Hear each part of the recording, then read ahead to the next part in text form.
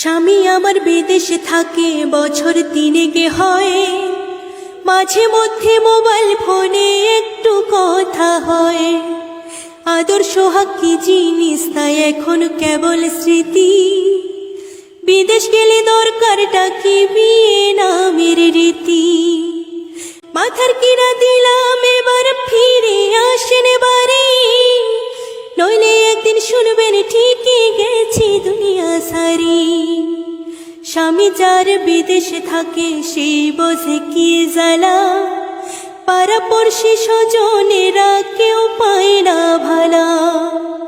শাশুড়ি ননদি তো ঘরে বাইরে জ্বালা, এমন জীবন থাকার চাইতে মরণ অনেকে ভালা।